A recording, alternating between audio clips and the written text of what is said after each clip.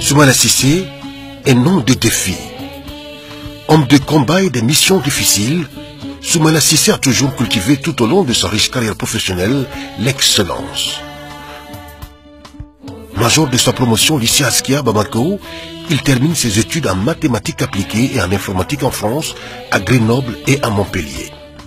Après un bref passage dans de grands groupes européens où il accumule les savoir-faire en gestion, il rentre au Mali en 1984 pour intégrer l'équipe dirigeante de ce joyau industriel qu'est la Compagnie malienne pour le développement des textiles, CMDT. Militant de la démocratie et des droits de l'homme dès les premières heures de sa carrière professionnelle, Soumaïla Cissé a activement participé au mouvement démocratique en 1991. Il se lance plus tard en politique, en devenant secrétaire général de la présidence avec rang de ministre. En 1993, il hérite du portefeuille le plus sensible de l'heure, celui des finances. Objectif, veiller sur les grands équilibres macroéconomiques, réduire le déficit budgétaire et ajuster la balance des paiements.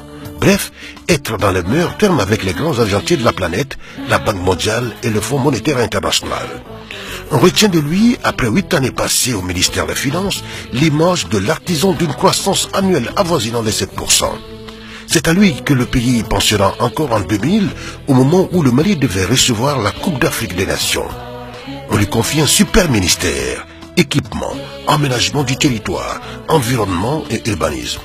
Un département qui a chapeauté l'ensemble des réalisations nécessaires au bon déroulement de la compétition la plus populaire du continent.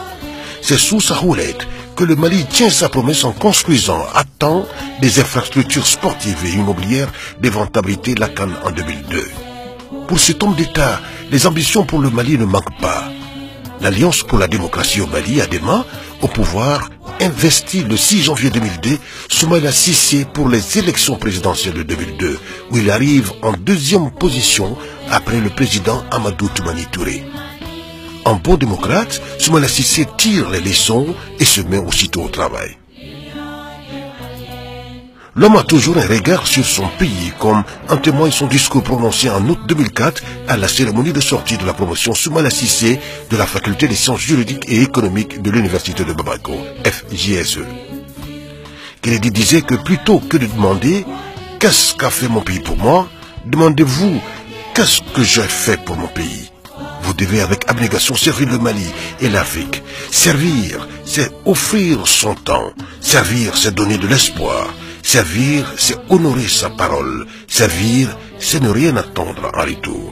Cette célèbre citation caractérise bien le parcours de Soumaïla Cissé, qui n'a ménagé aucun effort pour mener à bien les grands chantiers au Mali et dans toute l'Afrique.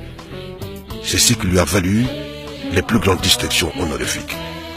Commandeur de l'Ordre national au Bénin, officier du mérite de l'Ordre national du Lion au Sénégal, commandeur de l'Ordre national du Mali, médaille de reconnaissance de la Chambre de commerce et d'industrie du Mali. Soumaïla Cissé, le choix de l'avenir.